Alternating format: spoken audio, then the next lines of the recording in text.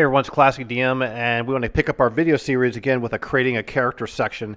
Now, if you saw the previous video, we were kind of providing an overview of Pathfinder Second Edition, and we talked about D&D too, because these two things are essentially the same game, right? And the whole idea behind that video is to, share what is going on with Pathfinder Second Edition for people who haven't played D&D in a long time and think about playing it now, or maybe people who've been playing Fifth Edition have only really ever played Fifth Edition or played, Second Edition when they were little kids and stuff, and they've played Fifth Edition. They don't really know about Pathfinder, and they're thinking about trying it out because we're coming up on the 2-year anniversary of when Pathfinder Second Edition was released, which is August of 2019, and of course 10 years prior to that is when the first Pathfinder came out. So real quickly here, I'm just going to pop into these slides. If you want to hear about the history and the overview of the OGL and the controlled license period and my honest take on the comparison between 5th edition and Pathfinder, those are both extremely strong at different things. Phone apps to help you build a character, understanding which books you can buy, some of the system elements specifically, how the Ancestry and class systems are set up, all that kind of stuff, character sheets, all this kind of information is pretty much covered in detail in the last video. Now we're going to go ahead and jump in today, and if you're interested in what you just saw in front of you, go back to the other video. It's an hour long, so you can skim around if you want to. But let's talk about making a character. So I'm not going to point my camera on my table and roll a bunch of numbers and fill out stuff with a pencil. I mean, you can do that by yourself, right? But at this stage, you're watching this video, let's assume that you've got the PDF and you started reading that first chapter, or you've got the core rulebook, even better, a hard copy of the book, and you started reading that first chapter. And you kind of go to YouTube and maybe look around and you ask some of your friends about rolling up a character, and you kind of want that confirmation of like, okay, it said to add 4 ability boosts at the end. Is that really what I do? And maybe you're not the kind of person that's going to go to Reddit and ask that kind of question, or your Facebook group is too busy posting memes, or maybe you're someone who just kind of wants to hear it from somebody else. So this video is going to kind of be tailored towards you. It will kind of make a checklist that echoes what's in the core rulebook. The core rulebook will always do it better than I will. So if you take your time and you're patient and you read it, and if you use the Pathfinder 2e phone app, which I just found out from a comment in the last video that the guy is porting that over to web, which is freaking awesome. I'm totally stoked about that. That means Apple users, because a lot of people use Apple devices, right? They won't be iced out anymore, which is kind of disappointing, but that'll be great because the way the rules are set up with everything being publicly available in the archives of Nethys, it's the only RPG that's like that. And so let's just dig into this, right? So I'm going to assume you've played D&D a long time ago and you haven't really played 5th edition, so I'm going to kind of walk you through this, okay? So if you already know your stuff about making a character, you don't really need this video, so you could just go do something else, and we'll talk to you later on, right? But in this game, basically you start all the characters with 10 at their base ability scores. So we got Strength, Dexterity, Constitution, Intelligence, Wisdom, Charisma. Back in the old days in AD&D, did you know it was actually the ability scores were in a different order? After 2nd edition, they switched the order. So they kind of put Strength, Dexterity, Constitution, which are more physical or physique-oriented type ability scores up top, and then the more mental and non-physical, I guess you could say, more mental and characteristic type ability scores at the bottom, Intelligence, Wisdom, and Charisma. Now, it's been that way for over 45 years or so don't worry about that. But what's different is that you start your character off with 10. Now, it doesn't matter. You're not even picking a race. You haven't picked a character, class. You don't know anything about heritages or what kind of weapon you want to do, or you don't know anything about the game at all. But every single character is going to start off with this 10 in all 6 ability scores. What's going to happen is over the course of this process, you're going to boost them in increments of 2. And maybe if you've got a heritage, which is really a race, a heritage like a halfling or something, you might do a little flaw, which might reduce your strength or constitution by 2. And you'll see that as you go along. You'll also see that there's no heritages that are completely gimped. There's nothing that's getting like -6 to any of their ability scores. They're just little minor elements to kind of capture the stature, strength, the fictional themes of these different ancestries. So if you want a character with a theme, that's what you're picking these things for. Like elves can move much faster than humans, and so all these different types of abilities do make a difference. If you're a power gamer, you're going to want to pay attention to that. If you're not a power gamer, you pick what you like. It doesn't matter. So once you get that 10 down, all your ability scores, maybe you're doing it with a printed character sheet like we have here on the right. This character sheet I have here on the right actually came from me building the entire character, which is a level 5 melee sorcerer, if you could believe it. We did it as a show last year during COVID, where I did it on the Path Builder app like this. And then once I got done, I said export to PDF and email it to myself, and boom, there's a 4-page character sheet. So I didn't have to go in and manually fill all this out. I still to this day prefer doing it that way because I'm always afraid I'll make a mistake. So once you got this 10, that value of 10, all your ability scores, you're going to choose what's called an ancestry, a background, and a class. Now, what does that mean? Ancestry is essentially race from the old days, right? It's a modern world. People don't use that name anymore. Okay, fine. Ancestry is just fine, right? Where do you come from? What were your parents? What, that kind of a stuff. So the background, what walk of life did you come from? And class, we all know what classes are. Everything around us in every RPG knows what a class is, right? They used to call it ABC. The first month or so that Paizo was evangelizing the game, they said, roll your character up, you're going to do the ABCs. So that's what we're going to do, right? Now, if you want to follow along with this video for a laugh, look at pages 23 to 28. They have a really, really good example of building a character where someone makes the choices. They first run through all the steps like we're going to do here, and then they show someone actually doing it with all the explanation in between it. What's different? So almost like computer games like Baldur's Gate and things like that, you don't roll 3d6 or 4d6 and drop the lowest one like you've seen me do in my AD&D videos. You just start off with that core number 10, 10, 10, 10, 10, right? And then you start modifying it. So what you really need to do at this stage is you kind of need to have an idea of what you're going to build. You don't roll up a bunch of random numbers and see, can I qualify for illusionist? Can I qualify for assassin? I don't quite have the wisdom to be a monk. These are the battles that we had as kids when we were playing AD&D and some of the later versions of AD&D, right? You don't do that anymore. You say, you know what? I'm thinking about making a gnome cleric. Yeah. And you just, okay, dude, if that's what you want to do, go for it. So you need to come to the table with an idea.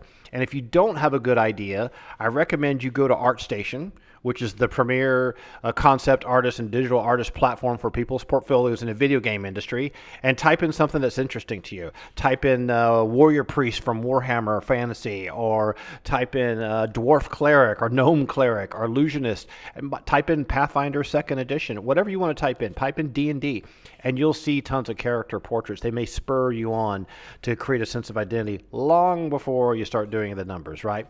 Now, why is this important? I think it's kind of interesting because it's a flip. You're coming up with the idea of what you want to build, and you're actually going to get that. You're going to build that. You're going to make that character that you've wanted to make, and it's not going to suck. It's not going to be a crappy character. They're not going to be weak and pathetic. They're going to have really good armor class numbers, really good attack numbers. They're going to be specialized, right? You're going to make hard choices, and you made that choice in your mind anyway when you chose a class. So what you're going to find happens is as you're building this character, your take on the class is where the real customization comes into play. The other choices, they somewhat affect things, but not too much. Let's just move on here to the next step. So once you've done that, we talk about the ancestry, right? On the right-hand side here, we got page 44 for the gnome section. So you can choose any ancestry you feel works for your character idea, but you need to kind of pay attention to the hit points and the ability boost. Now, this is where, if you're a power gamer, you're a Path of Exile, Diablo player, that's fine. If you're not, just pick what you think is cool, right? Pick what you think looks cool, has a neat fantasy behind it. It doesn't really matter, but it does have a slight effect on the numbers, right? So you may find that if you pick one ancestry, like a dwarf versus an elf, the hit point numbers are going to be different. So that's just going to affect you at the starting level of the game. As you start leveling up further and further and further, it won't be as much of a big deal. You'll also find that those differences are so minuscule at the early days, it doesn't really make a big difference. If you played Advanced Dungeons & Dragons or Second Edition, you know what it's like to be a level 7 magic user with 17 hit points, okay? It's really rough running around as a monk and a magic user and illusionist in AD&D with a D4 for your hit dice, right? So this isn't going to make that much of a difference, but you may find like some movement rates are better. So make that choice. Look through pages 32 through 59. They're about 4 pages each, all the different races at your disposal or ancestries. Pick the one that sounds interesting to you.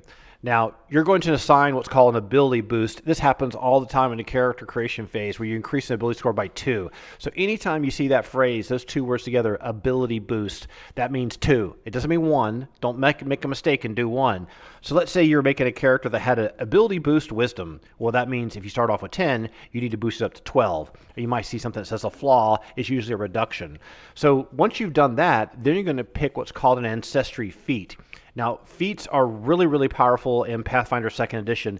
These are like active abilities in a massively multiplayer game. They're almost, they're like passives with actives. There are actions you can perform. There's things that your character is innately good at doing.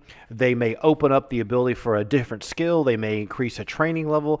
They're very, very powerful. They are very meaningful choices. So in this case, like on the right-hand side here, highlighted in blue, for a sensate gnome or an umbral gnome or a wellspring gnome or whatever kind of gnome you want to make up, just work with your game master, you need to pick an ancestry feat, right? And basically you get one at level 1. So if you're making a higher level character like level 5, you're actually going to get 2, because every 4 levels you're going to be able to pick another ancestry feat. So in this situation you might, hey, I want an animal accomplice or first world magic or gnome obsession, gnome weapon of familiarity. So for example, at the very bottom you'll notice that some of these things are, they have a number next to them. Like they say feat 1. And if you're making a character for a high level campaign, like if you're doing this Red Phoenix thing, level 11 characters, you got to roll up a level 11 character that just released from Paizo. You're making a level 11 character, you're going to need to pick all kinds of feats, but you're not limited to or forced to pick a feat that has a number next to it that equals your level. So let's say I could be a level 10 gnome rogue, and I could have picked multiple feat 1. Like I could have picked gnome weapon familiarity and first world magic if I wanted to, right? So read these things and see if they make sense to you. Notice how there's synergy between some of them. That's pretty good little starting point. This is kind of like a baby step towards thinking about how complicated feats are going to be in the game. Because once you get into your class, you're going to be like, oh my goodness, my class has so many feats to choose from. How am I going to handle all this? Now, one problem you're going to have in the very beginning here, kind of restrict yourself to the core rulebook. But if you want to go all out and you want all the elements on the periodic table, sorry I'm using chemistry analogies this month, the Lost Omens Character Guide has added ancestries and ancestry feats, as does the Advanced Player Guide. So if you really want the full package, and maybe some of the other books too that I've forgotten, that's where using the app is so useful, because you can use the app and say, listen, I don't actually own the Advanced Player's Guide. Like say you don't own it, I do, but say you don't own it, you can still make a character with all the things at your disposal from the Advanced Player's Guide. That's really, really cool feature. You don't get this money gating thing that happens in some of these games, especially you start going to virtual tabletop route where, oh, you can't do this because you don't have this book yet. So that's this first step. Once you pick that ancestry, the next thing you're going to do, is pick a background. Backgrounds are pretty easy. There's only 4 pages of these things in the core rulebook.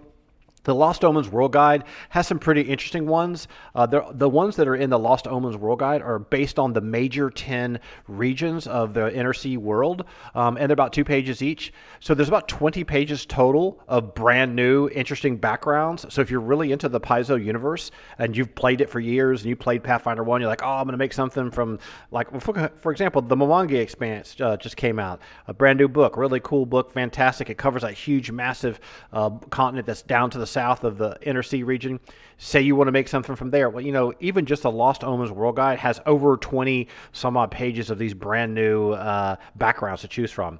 So when you're picking these, you'll notice that some of them will include 2 ability boosts and maybe a training or a skill. So you need to read them.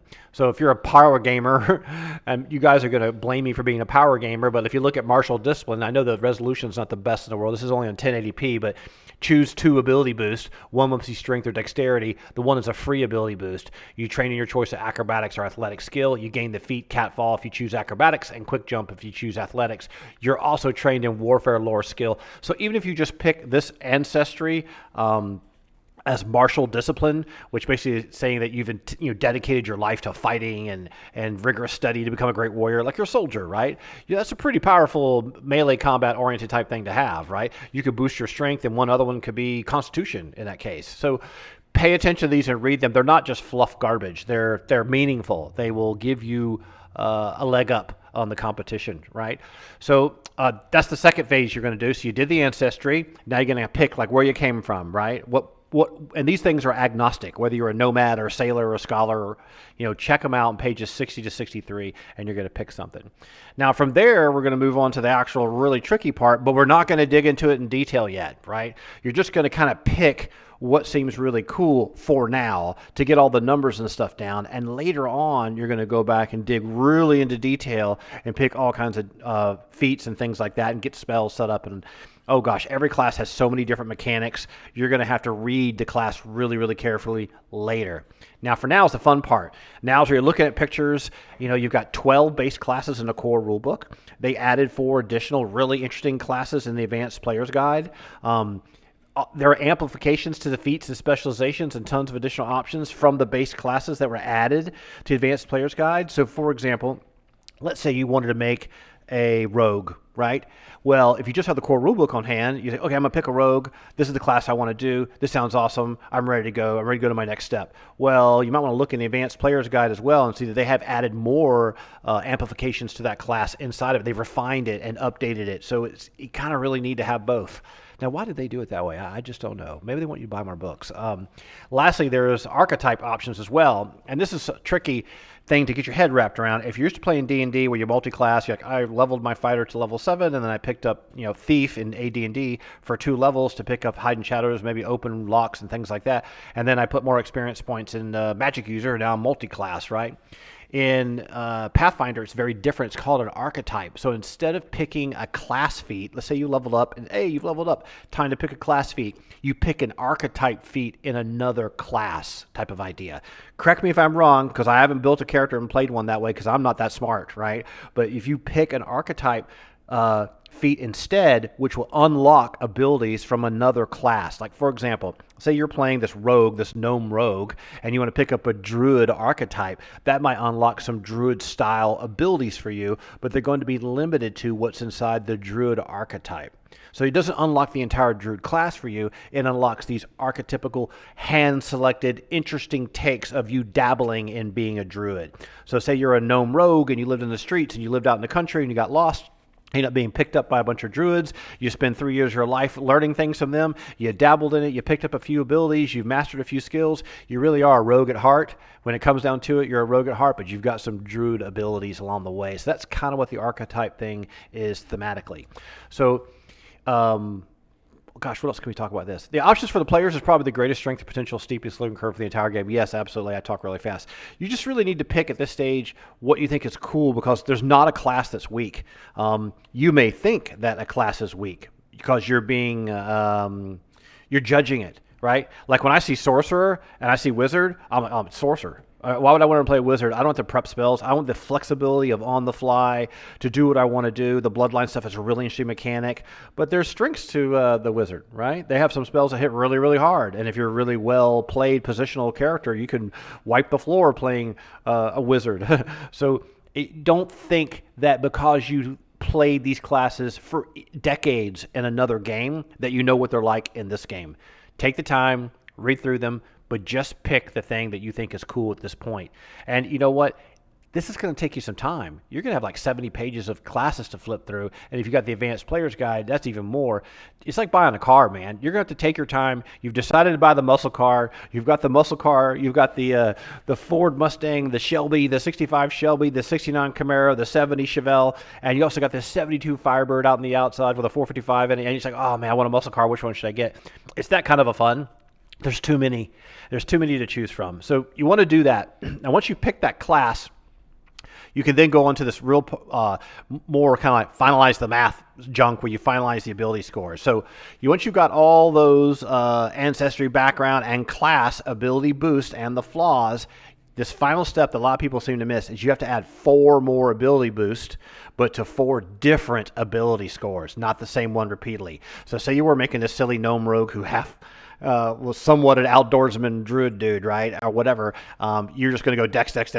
Nothing's ever going to go over 18 for you, right? You're not allowed to put 4 more ability boosts into dexterity. You're going to spread those around. This is when you want to get some of your saving throws up for constitution, dexterity, and wisdom. You want to boost your charisma, get your strength up if you're a finesse oriented kind of class. So that's a really great way. What you end up having is a character that's really good at what their calling is, the class, and pretty darn well-rounded, and at the same time, they're not really gimpy anywhere.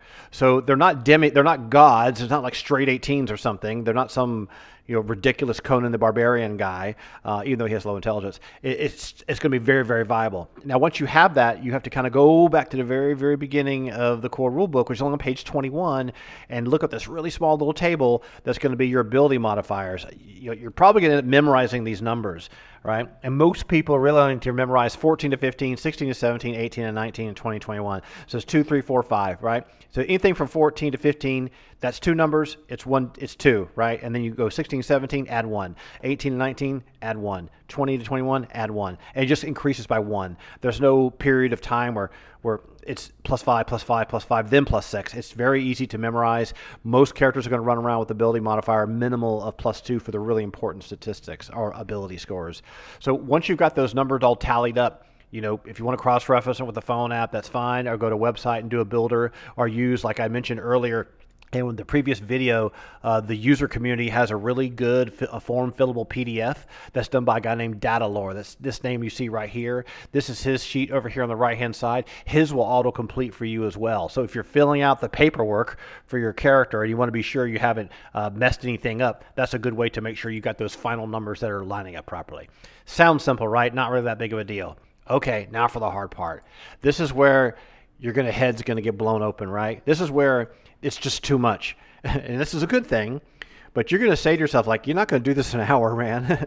It's almost overwhelming when you open up the class page and start reading what you can do. What does this mean? Because some things are renamed. They have new names. They have new fanciful abilities they can do you've never heard of before. You got to pay attention to the hit points because it's not like the old days. The key ability score is different. Then you got this perception number you haven't heard of before, the number of attacks, the defenses. It can be overwhelming.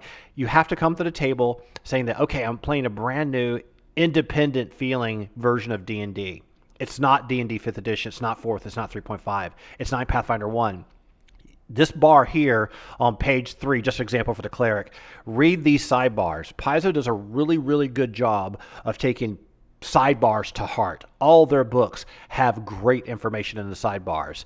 These are these little narrow little columns. When you have a 2-page bleed page of printing like this, they put really good useful information there. So snapshot, trained in perception, saving throws, trained in fortitude, trained in reflex, expert in will saves. Makes sense, right? Because wisdom's going to be your core ability score for a cleric.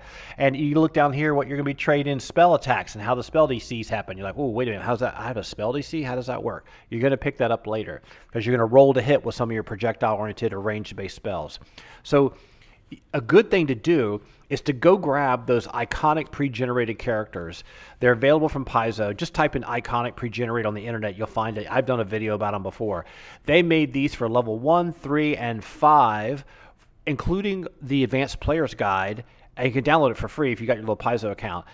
Their website's really hard to navigate, but you can get it. Once you download it, you'll find these kind of community-style character sheets, and they're really, really useful. If you're going to play with a friend, your girlfriend, your wife, your kids, and they're not going to go in there and fill out this, right? Your kids are going to be like, this is boring, Dad. This doesn't have anything cool going on with it. You're going to want to have something fun for them to look at.